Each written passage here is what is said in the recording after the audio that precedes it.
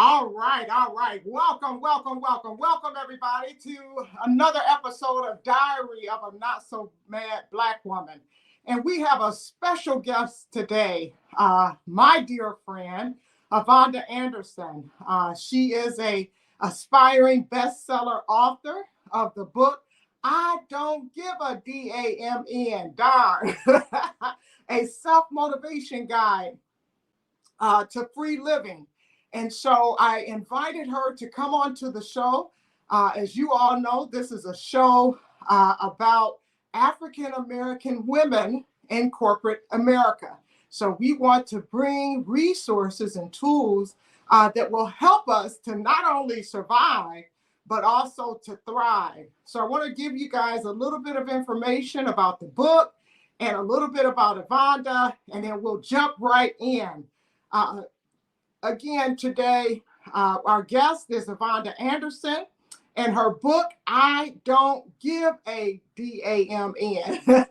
The book is a guidebook to help guide you on living your life free from lack and limitations such as fear, worry, poverty, and ill health. This book will teach you techniques you can use to raise your level of thinking to the ultimate heights of I don't give a dime. Here you will not care what others think or say, but control your own mind to manifest positive outcomes as you desire them. From this guidebook, you will learn that you are your own imagination in action, and you are the creator of your own reality. And if you put this book into daily practice, you are ready to conquer your greatest fears and achieve your wildest dreams. Whatever you imagine whatever your imagination can conceive that you can believe is what you can achieve. This guide was written based on the experience of the author, using these exact principles and guidelines to change every aspect of their lives for good as desired. Avonda Anderson is a mother of two from St. Louis. She has earned a bachelor's in business and a master's in procurement and acquisitions management, and is also an accomplished singer and songwriter, having played on stage across Chicago and two local rock bands under the stage name of Six. All right. Anderson is also an established entrepreneur with a beauty and lifestyle brand called Melanated Rich. Sweet.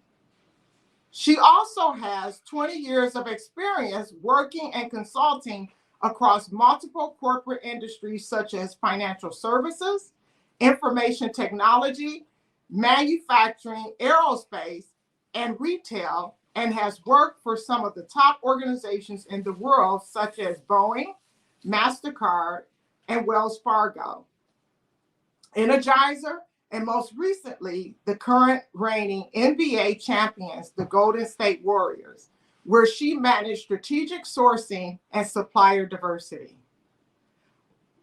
Welcome, Avonda. I want to give you an opportunity to share a little bit with our audience about your book, your background, and then we'll jump right into the interview.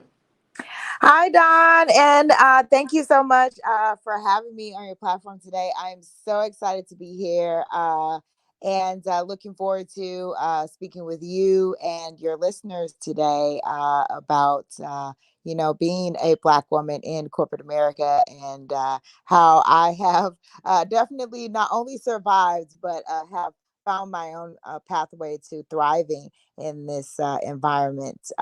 So a little bit about my book. So thank you again for giving that warm introduction. My book is really a guidebook to living free. And I wanted to shock people with the title, right? I wanted them to be shocked about, well, really, what don't you give, a darn about?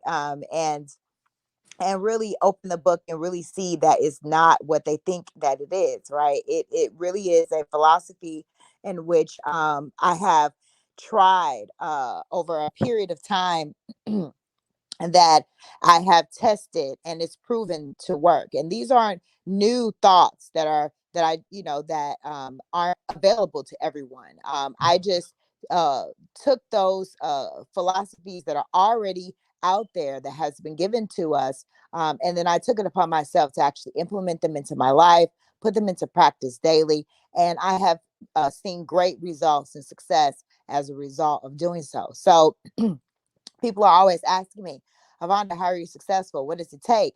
And so I wrote this book to tell them exactly what I do, exactly how I achieved it. And it was all about changing my mind to believing that I could even achieve anything, believing that I deserved to achieve anything in life, and especially the things that I wanted.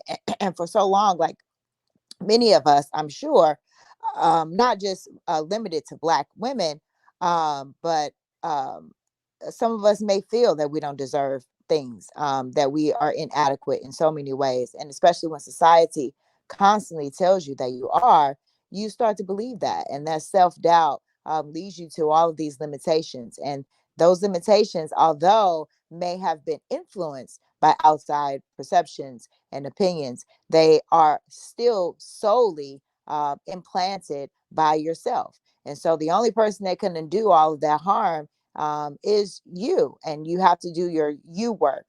So I did a lot of you work on myself, and that's where this book came. And I launched it July 2015, 2022. So last year. So super excited. Still new.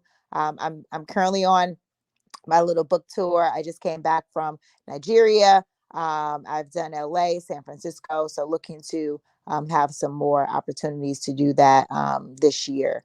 And a little bit about my background. We met in a workplace. So we are very, very similar there. And my background is in procurement, supply chain, business consulting, real estate investment, asset management. So those are some things that I've been looking for, working in, and especially in corporate America. I've been in, pretty much Fortune 500 companies my whole career, and then moving into the private sector last year, over the last 2 years with the NBA, working at the Golden State Warriors. I did get my championship ring, so super excited about being a NBA champion and former alum. That's a clout status that is very rare to get. So I'm super proud of that achievement. And I couldn't have got there if I didn't follow the principles that I have laid out in my book, and everything that the process of even manifesting that job, and you were a part of that. It all plays into your mindset, what you really believe that you can achieve and go after. Again, enclosing yourself with like-minded individuals to give you encouragement, speak good things over you, so that further strengthens you and motivates you. Because that's the biggest thing, and that's why this is a motivation guidebook. Because really, it's about how do you motivate yourself to even do that, right? Some days in the morning, I don't even want to get up sometimes still, but I have to push myself because nobody's coming to push me but me. So the guidebook is there to help you stay motivated to achieving your dreams. And if you do, I mean, the reward is great. God is my shepherd. I shall not want. I say that in the morning, the afternoon, at night before I go to sleep. And that is what I believe. There's nothing materially that I can't have because I know the source in which it comes from. And that is the greatest source of all, and that's God. So I'm a very spiritual person, and that again has led me to achieve some things because it has come with God's grace and backing, all the blessings. So I'm super grateful, humble, and happy to be here with you today. No, and I thank you so much. And as you stated, we met a few years back, and I can attest to the fact that many of the principles, all of the principles that you call out in your book, and I said many because I haven't had a chance to actually read through the book, but I've had an opportunity to start with somewhat of an overview, right? So the principles that you talk about in your book are principles that I can attest to that you live out, right?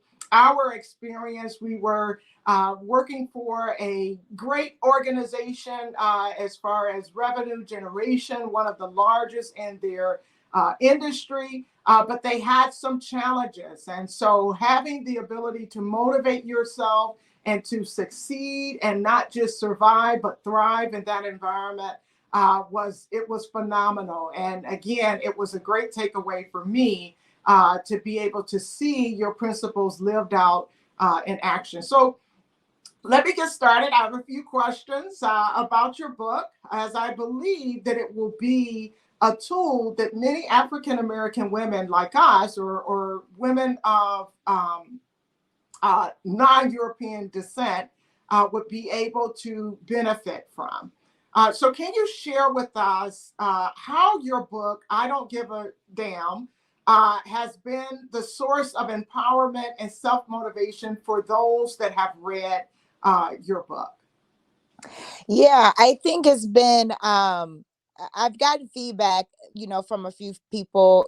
I'm trying to get them to actually post it and give me some reviews. That's coming. It's only been out for a couple months, so I'm still waiting for people to actually give me feedback on how it's helped them. But I have got some initial feedback on that it's helped me. I've gotten feedback from people that have read my book and that have actually started applying it, and they're coming to me and telling me that even other people are starting to notice the change in them, the empowerment that they have, that they are, they're not the same anymore. Like, people, like, I had one girl tell me, like, she was in the office setting, and normally certain things that she would have just let go or would have let been spoken over her or whatever, she stood up for herself for the first time in so many years, and everyone was shocked. They're like, oh my god, never seen this side of you. She wasn't disrespectful, she was still professional, but the fact that she just stood up for herself and said no, or what, in that moment, whatever the situation was,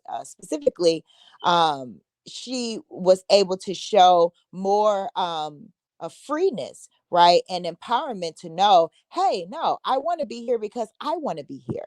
Not because I'm forced or whatever, So I think just knowing that is helping people have that empowerment.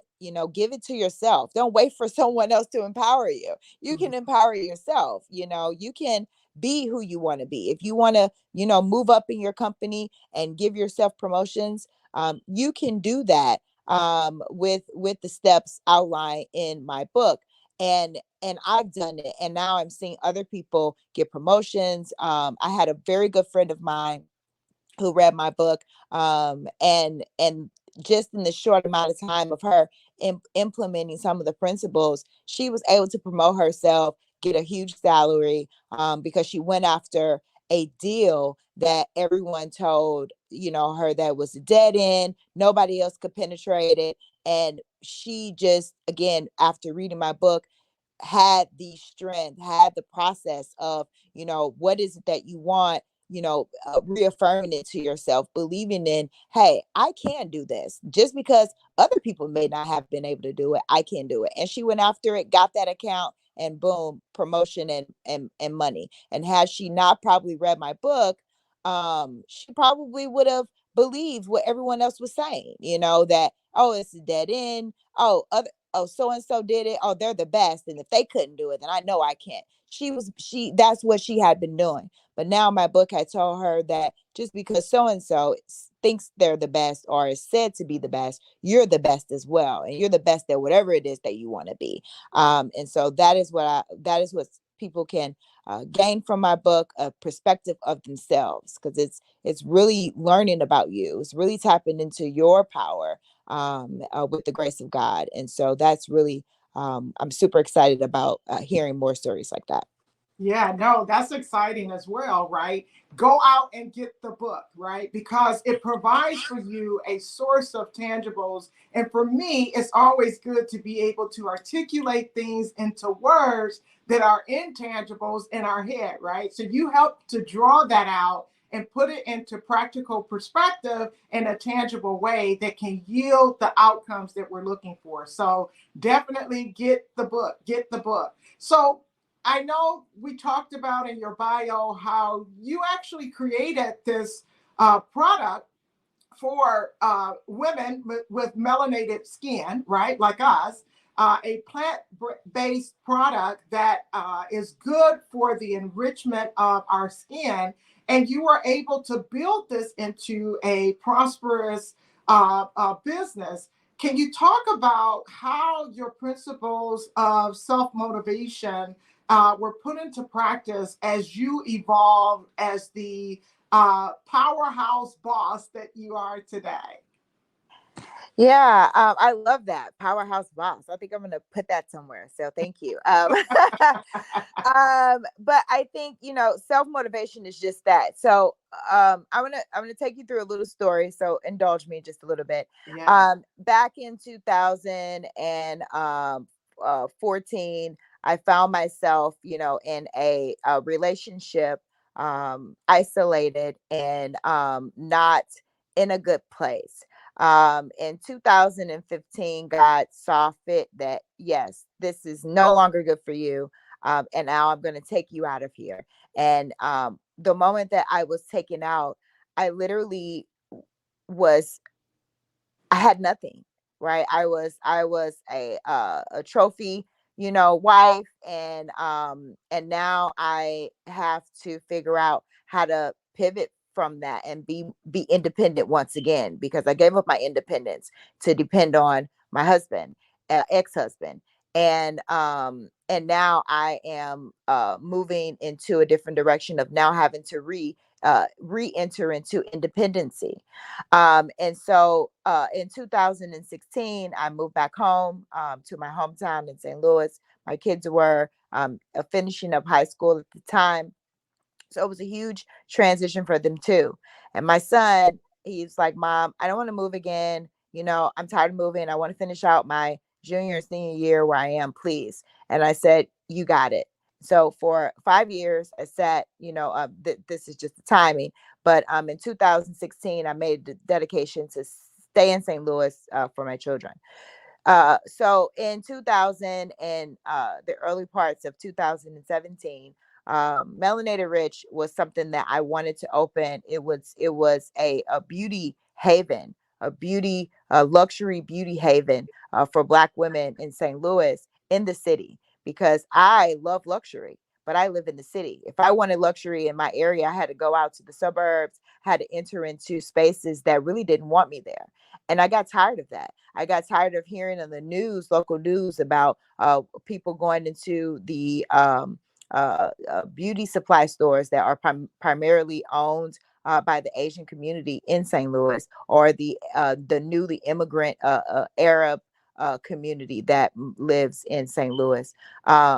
Those are the people that market beauty standards to us, and we go in, we feed ourselves with the toxic products that they offer, and we think nothing of it. They treat us and hurry up and buy and treat us with so much disrespect, but we still go in there gracefully, smile at them, joke with them, shop with them, spend our money with them. And then they accuse us of stealing, or there were so many fights with the business owners. They also don't give back into the community. They don't live in the community. So these are things I was seeing, and I was like, how is it that they can be our standards of beauty? Why are they on every corner? And how is this? So I wanted to open up a place where Black women could, or Black men, and it was a unisex, of course, primarily targeted to Black women, of course.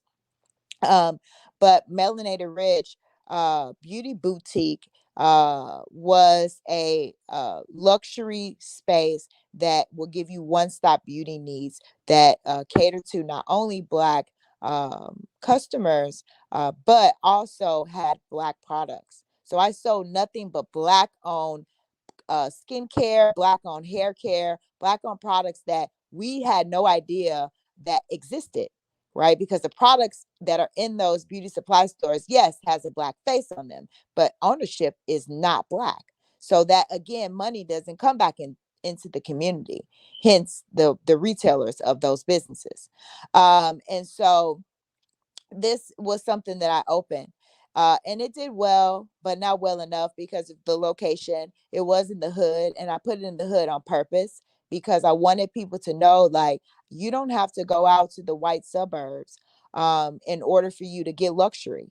Us luxury girls that live in the city, hey, here's your space. Come and hang out here. Come and do your makeup here. I had it where people could come in, they could do their own makeup, they can try products. Like I had a black makeup brands, all of these things I had. And so 2017, that was kind of the start of the economy slip, right? Again, a precursor to the pandemic, we unbeknownst, but 2017, 2018, I started to see a decline in, really kind of getting new customers. At the same parallel, my career was taking off. So I was caught at the crossroads because I was still working as a consultant full time. And at the time, I was working at Wells Fargo. And so I was still working as a consultant for Wells. And then I had this business. So I brought my daughter in. She was doing some things, but then she was in school, some other things. So I couldn't sustain that business because I still had one foot in entrepreneurship and one foot out. So this is, again, lessons learned about self motivation, right? And so, kind of fast forwarding, I closed the brick and mortar, but I decided that I still wanted to have the business. So I put everything online, and then I pivoted as I was thinking about my business model and saying, okay, I'm not ready to give up yet. So that's my first step in self motivation, right? Being motivated enough to know when something's not working doesn't mean that I failed at anything, because I succeeded at opening a beauty supply store. I succeeded at that. No one can take that away from me. It's done. And I give that example in my book, that although level of success for other people, you are the only measurement. Only you can measure your own level of success. So keep going despite not being, and I kept that business open for a year, right? And so I gave it a shot. I could have probably kept going, but I had other things that happened in that process, where I needed to close that business. So anyway, the my skincare line came about because as I was looking at shifting my business model, I was looking at also figuring out what would be the most cost effective way. As I looked at the products from buying from a Black owned business, because they were also small, I couldn't get the volume to support their business because a lot of those brands, people just didn't know about them. Right. And I know there's a lot of ton of work since 2017 when I started, that have now been pushing a lot of Black owned brands to the forefront. But even those are still slim to none. And even those aren't Black owned. They're just represented by Black celebrity faces. That's just the truth. A lot of people may not want to go into a lot of detail about that, but it's my industry. So I have to know those things. So anyway, I wanted to have a fully, Black owned skincare line. So when I started looking the market and see where is Black underrepresented, not, I know it's everywhere, but where in the cosmetic, industry are we really the most unrepresented, in ownership? And that's skincare. And so and skincare has a market capital of around, $1 trillion. So that is the market cap, around 1 trillion.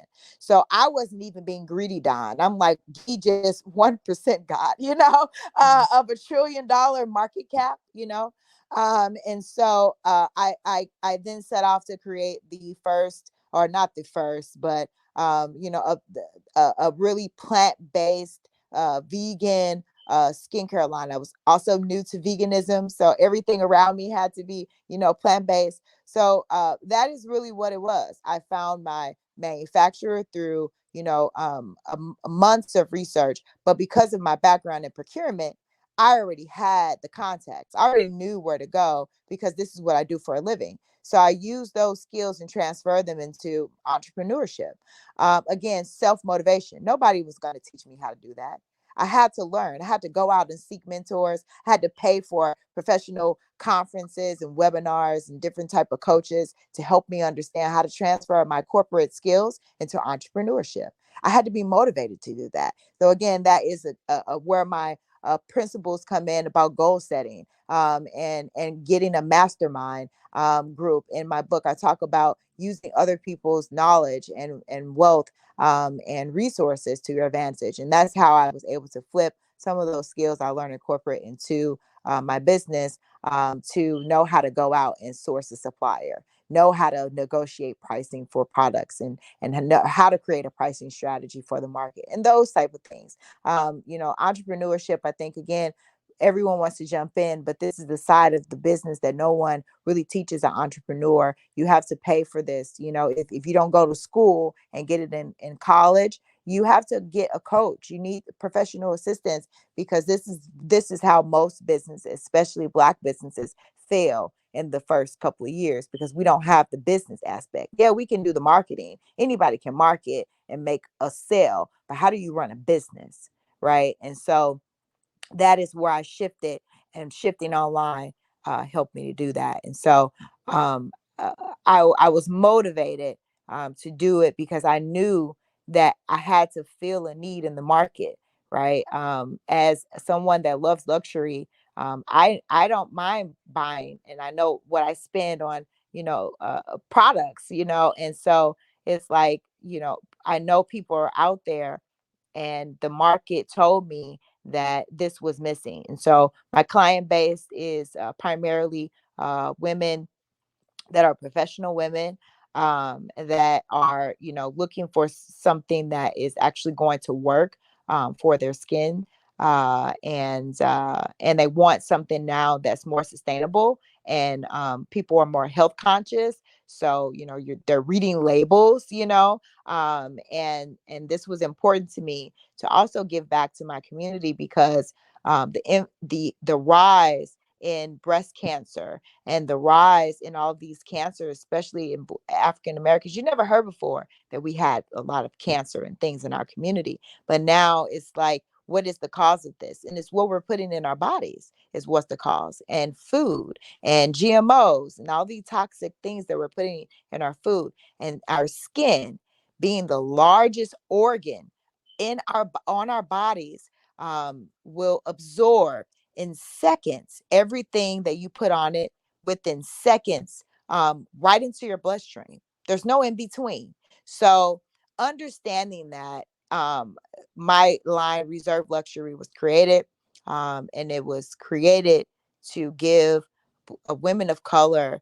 luxury skincare at home, that they can feel good and make themselves feel good, and they should feel beautiful, because that's not the beauty standard that we see every day. So I wanted to create that.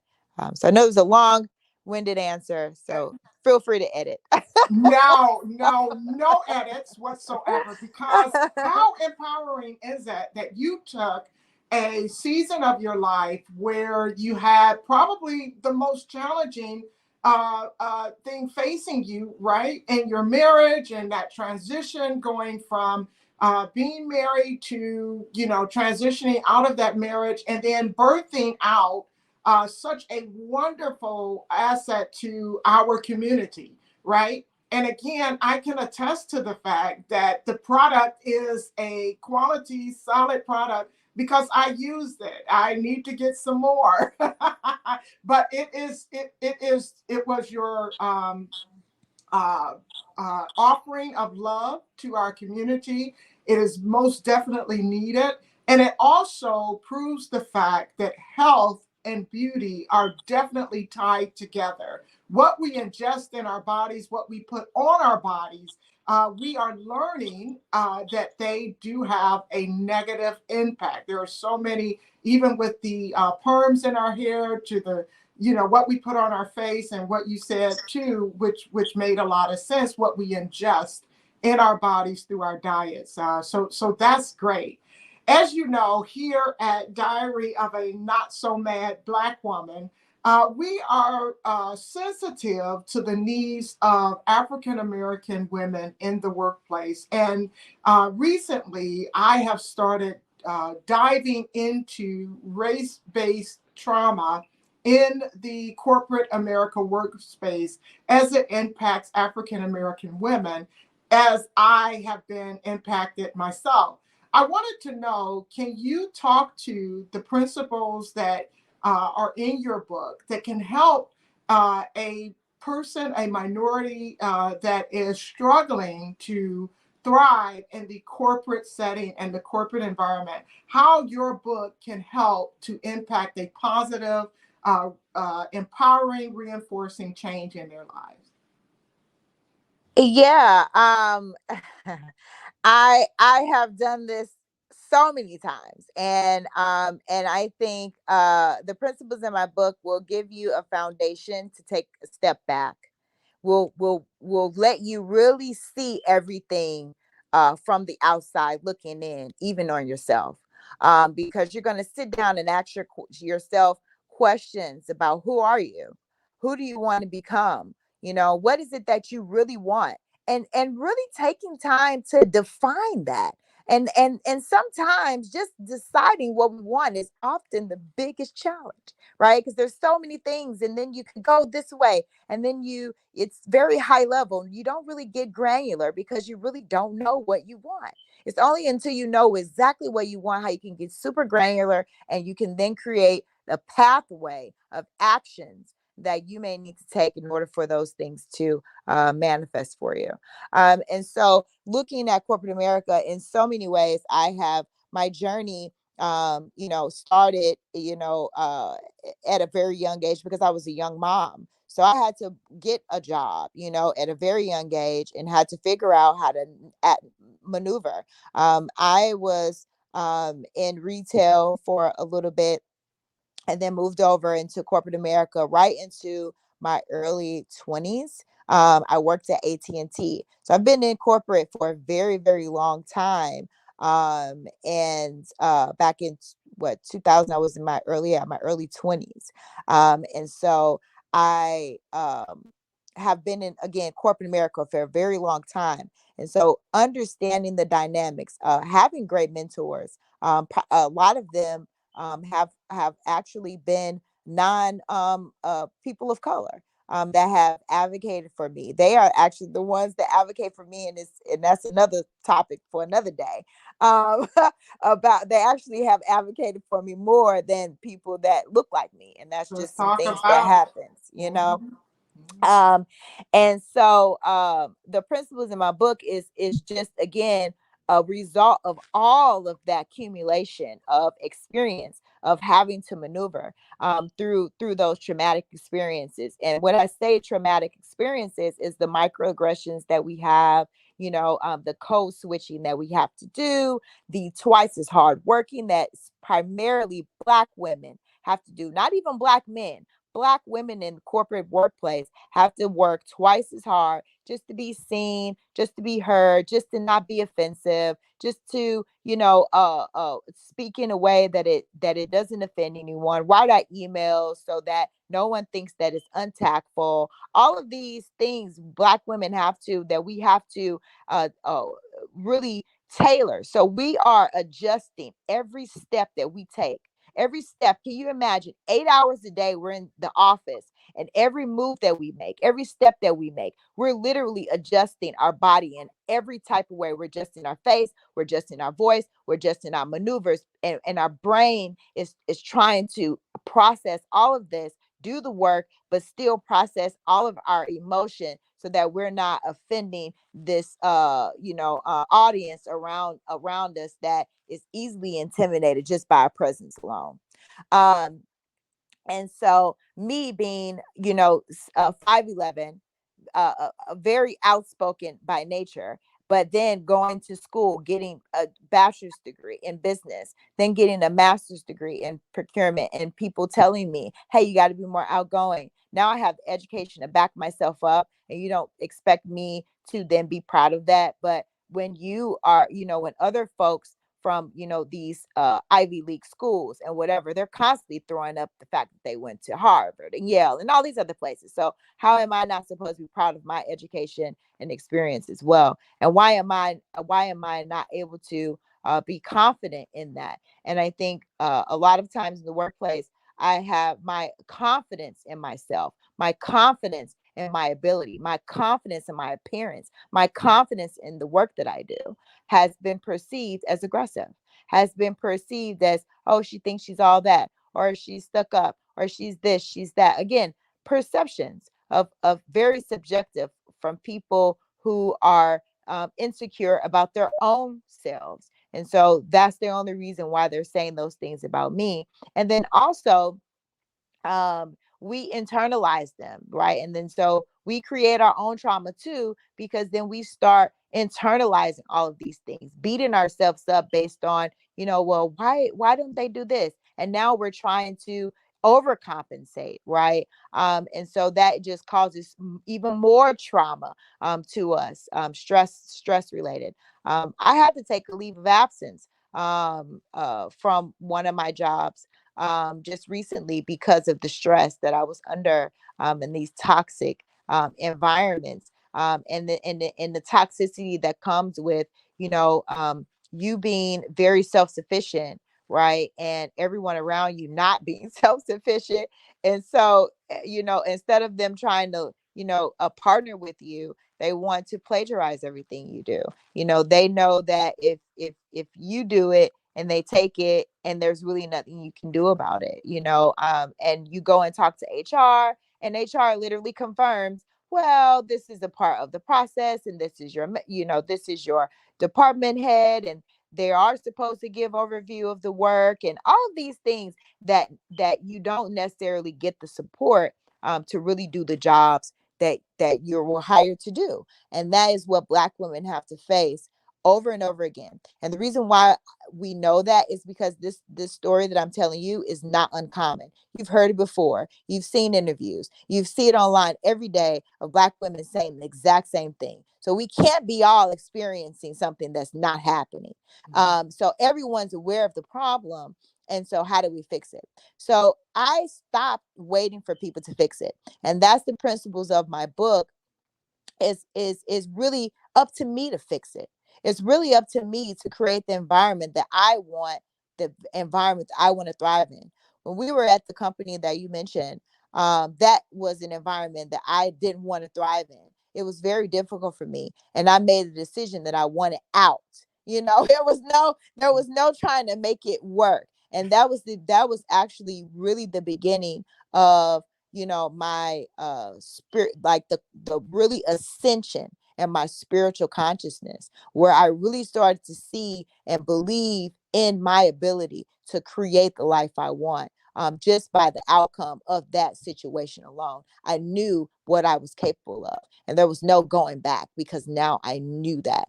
And so the principles of my book will help someone be motivated even to get to that point of saying and make a decision about wanting out, or make a decision about wanting something and then going for it, right? And then doing the things that are necessary. I started looking for other jobs. I started interviewing. I got with you to do some prayer, over me. I started to surround myself and started to see myself out of that situation. I prayed fervently, fervently. I prayed and I meditated on getting out. That's all I thought about. I didn't know how I was going to get out. I didn't know what was going to happen, but I knew that I was out of there. And within months, Don, like the time frame, like it wasn't even a long period of time, and I was out, and in a favorable outcome that I was able to leave gracefully, intact my integrity, and moving on to something better, where it wasn't a struggle or stress for me. And then getting into this new area, right? And then kind of having the same thing repeat. Now I had to take a look at, okay, what am I doing that's causing this same thing to repeat? And it was because I kept putting myself in being this overachiever. I kept putting the pressure on myself to be strive for perfection while everyone around me wasn't doing the same. So I made a decision that I no longer was going to do that. I was no longer going to swoop in as the Black woman and save the day, because that's normally why a lot of us do get hired, because they know how much harder we're going to go and the things that we can do and the problems we can solve. So we're oftentimes called in to be the cleanup, because that's what we've been for our whole generational time in America, are cleanup people. We come and clean up their messes. When they have messed everything up, they call us in, and that's what we do. We clean it up for them. And I decided no longer I was going to be the cleanup person. And so I started operating in that moment, in that role, as a CEO of my own little business. I took my role as strategic sourcing manager of Golden State Warriors and the executive supplier diversity director. And I was my little CEO in that environment. And I operated with the confidence of a CEO. I set up my calendar and I managed my meetings and schedules, and I managed the conversations with, even with my director, as the CEO of my own little business. And because of that, it shifted a lot of things in me. I didn't get upset over things anymore. I was able to be silent. I didn't always need to pop off and clap back, because I didn't need to do any of that anymore. Because I made a decision that I was going to be successful in this place or not. Um, and and doing so, what came out of that was I took a leave of absence. I was able to give my mental health. So, again, something that I normally wouldn't have done. Mm-hmm. I wouldn't have never taken a short-term disability leave of absence for mental health. Why wouldn't I? When Sally and Susan do it all the time, we're like, we look up and they're like, oh, they're off, and then they come back a months later, like, where you been? Oh, I had to go out because I had, all the they have been taking.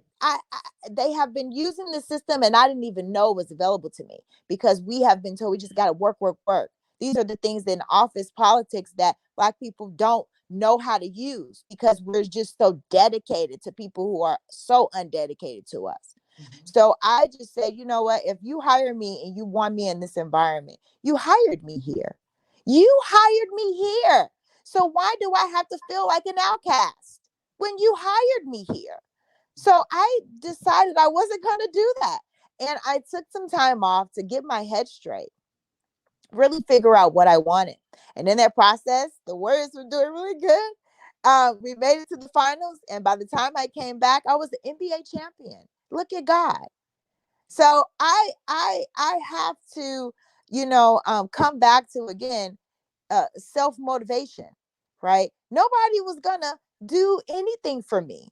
I was so stressed, crying at work. I'm 40 years old. I'm a degree professional. Why am I crying about work and HR? Is this what life is supposed to be like? If it is, I don't want it. Send it back. And I made a choice that I was done with that. And so now I'm in a new opportunity, and thriving. That opportunity led me to my next opportunity, which I am in tech now. I'm back in tech. Um, and I am not stressed. I said I wanted to work remote. I work remote. I said I wanted to make this amount of money. I make this amount of money. I said I wanted to have these opportunities. Guess what? I'm getting opportunities left and right as I want them. I just came back from Africa. I went to Nigeria for the new year and was there for 3 weeks. And now my book is being distributed in Nigeria, in Abuja. And then now I have opportunities to bring on new clients for my asset management investment firm. So I um I wouldn't have been able to do any of that if I wasn't motivated by myself. Because if I would have just sat there and kept accepting, right, this traumatic experience from everyone else, instead of leaning in, learning, observing, and executing just like everyone else. I wasn't doing anything else no one else was doing. I just made a decision. But because I'm Black, the thing is that we're not supposed to be able to do those things. And it's like, who said that? Who are you? And I became my own voice of reason. Me and God are one. I can attest to the Bible's the Bible's written words by Jesus of my Father and I are one, because my Father and I are one. I am one with my Father. There is nothing that I need to be in fear of. There is nothing that I need to be worried about anymore. There is nothing, Don. I have overcome all of that because I know my source. And that's what my book is going to help you become one with your Father, one with your higher consciousness, one with the supreme energy, one with the supreme source of life. And that is what we need as a people. Get out of, this bag of white supremacy around us, and really tap into who we are, our strength, and what we're capable of doing. And nobody's going to do that except for yourself. So get if someone goes and read my book and they follow it, they will change their life, Mhm. because all you're doing is stepping out of the matrix, and Mhm. you're stepping into that kingdom, on earth, that we ask for. Let it be in heaven as it is on earth. Let it be as in spirit as it is in the physical. That's what that means. Let all my peace and everything that I feel spiritually with my Father, let me feel it here on earth and know it and be grounded in that and walk like that with my head held high. And for so long, Black people have not been able to do that. We have been given a form of religion that teaches us that we're subservient. That is what it was intended to do. And now we have to be able to take back that power. We have to be able to take back that power ourselves and re-educate ourselves and reintroduce ourselves to our true God, right? And that doesn't come from maybe off on a tangent, but that's really like what my book solidifies, becoming one with yourself, understanding who Jesus is in your life. How do you walk with him? How do you talk with him? He's there. How do we tap into it? This book will help you, guide you through that. And that's what it's really was about. And I wrote it in such a way that I didn't want to get people distracted, because I know not everybody is a Christian, right? So I wanted people not to get distracted by the principles being based on the Bible, being based on those principles of Christ, and knowing, that he is the way, for you to be able to attain anything that you want in life.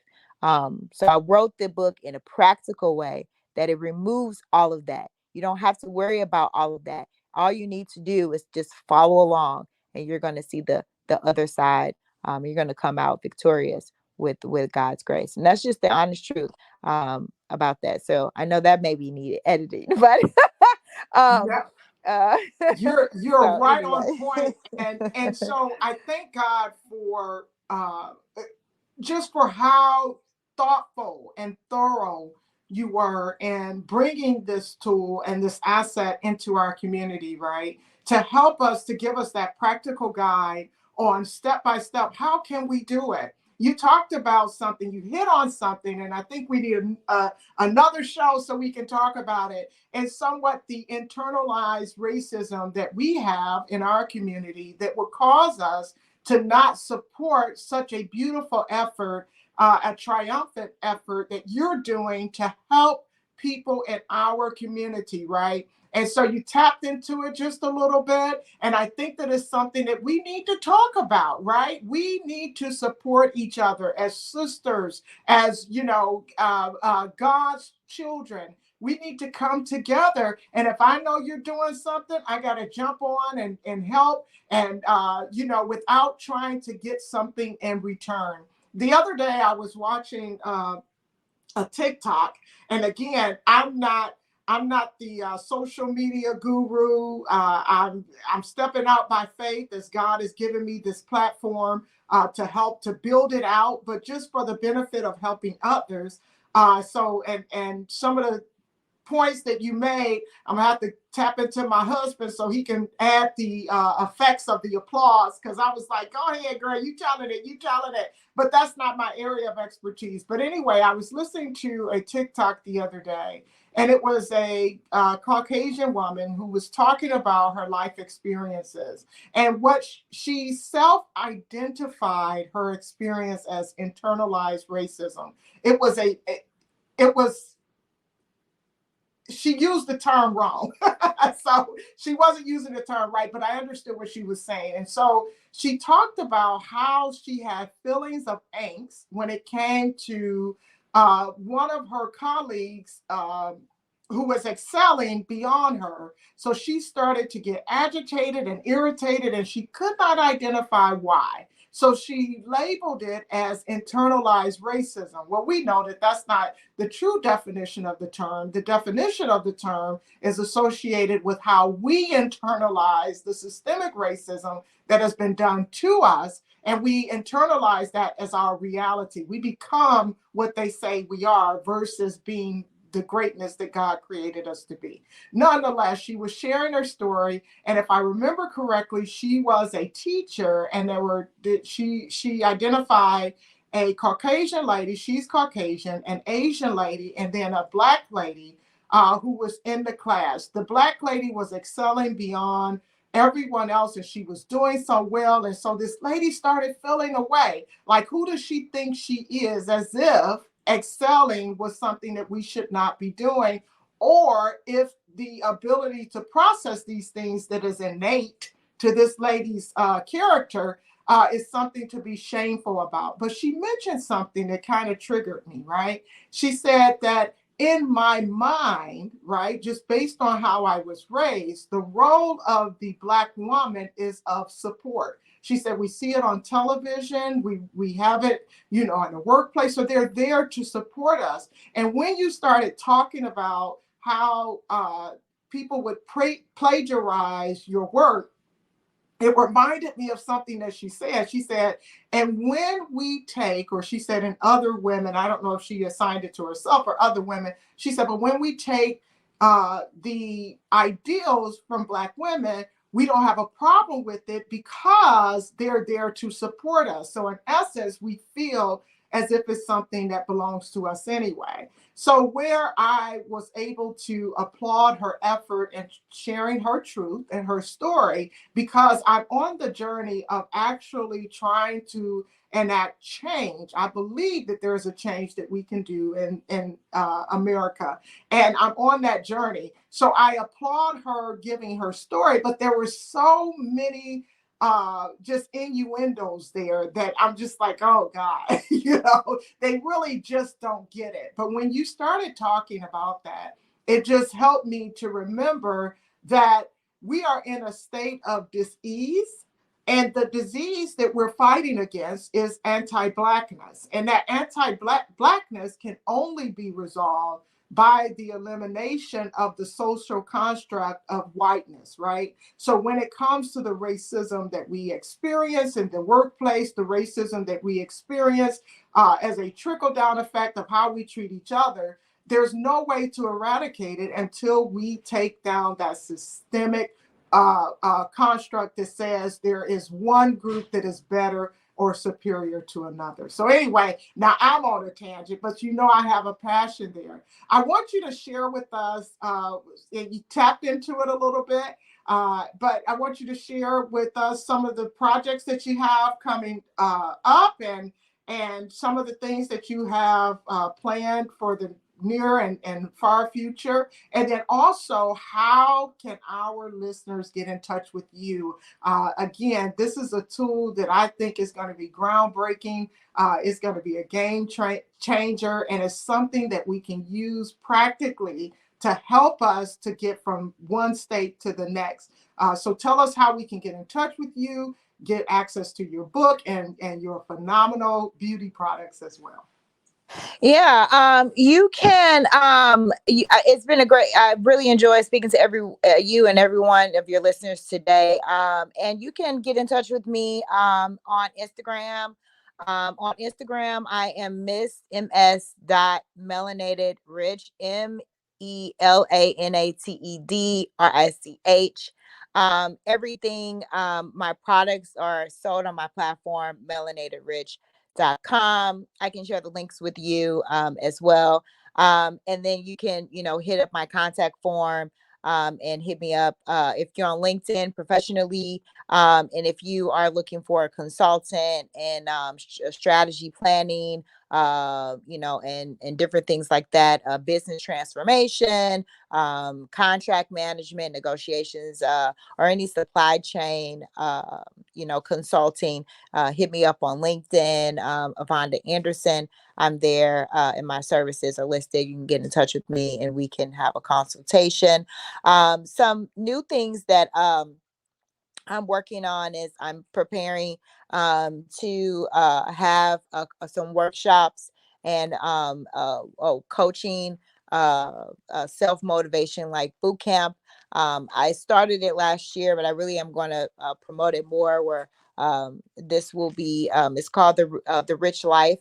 And basically getting people to come to the mindset of being rich, and it doesn't limit you to monetary richness, right? We're talking about rich in health, rich in attitude, rich in happiness, rich in joy. How do you get there, right? Just like you have a coach in your business, you need a coach in your motivation. I'm not a life coach. I'm a motivation coach, because only person that can coach your life is you. But I can show you how to be motivated to have a great life. And so I have a motivation class that I'll be doing, and you can come in and get one-on-one access to me for any questions. And then it will be in a group setting. We'll be walking through the principles of the book. You will be pretty much living out the principles of the book for a minimum of 30 days, because that is normally the incubation period. It could happen a lot faster from thought to manifestation. But following this process, you'll get there normally in 30 days. That is what I have tested and tried. And over the last couple of years, that it hasn't proven me wrong. And so that's one. You can find that again, links on my Instagram page. I also have my own podcast. So now I had to return the favor and ask you to come and be a guest. But my podcast, if you want daily motivation, or if you want daily motivation, you can sign up for my emails at on my website called No Empty Hands. It is also a philosophy that I introduce in my book around what it means to really live in abundance, right? And no empty hands just means that you're at a level of not accepting any, empty or any unprogressive conversation.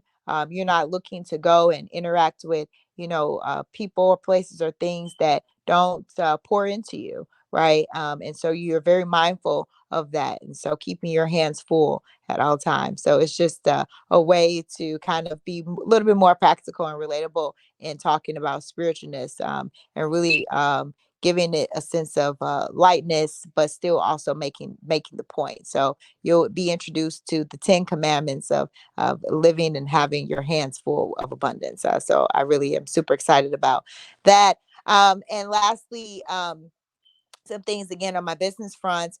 I just started my own asset management company. And so basically we're looking to bring on people that want to invest in real estate, or the stock market. And basically, you will come in as an investor. We have a pool of funds that are invested in different type of avenues. And then everyone, depending on the level of their investment, benefits from the profits that come about. So I'm super excited about that. I just actually signed my first client on Friday. So that is, I'm super excited that that's going underway. So I'm looking to bring that to market. Right now, it's just private, me going out to people that I know. But eventually, I want to be able to start advertising that. So you guys are getting the first glimpse of what's coming. And I'll be gearing up for my second book to launch here in 2025. So super excited. Amen. Well, let me tell you, it has been such a pleasure having you on the show. Again, reconnecting. And we want to thank you so much, Avonda, for joining us here on Diary of a Not So Mad Black Woman and sharing the insights from your book, your experiences.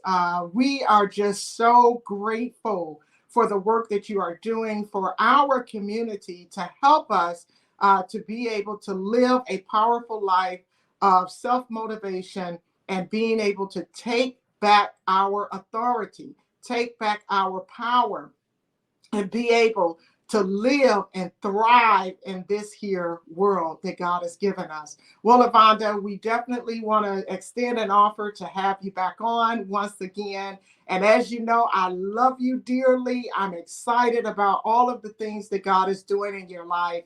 And again, thank you, thank you, thank you. And I pray that your year is blessed and very prosperous moving forward. Thank you, Don, so much. It's been a pleasure. I look forward to talking with you soon. Yes, I'll definitely come back anytime you want me. And I love you and I respect you so much. And I thank you for all that you have also brought into my life with your energy. You are a light, and I'm super excited about the work you're doing. So I'm happy to support you any way I can. All right. Thank you. Thank you.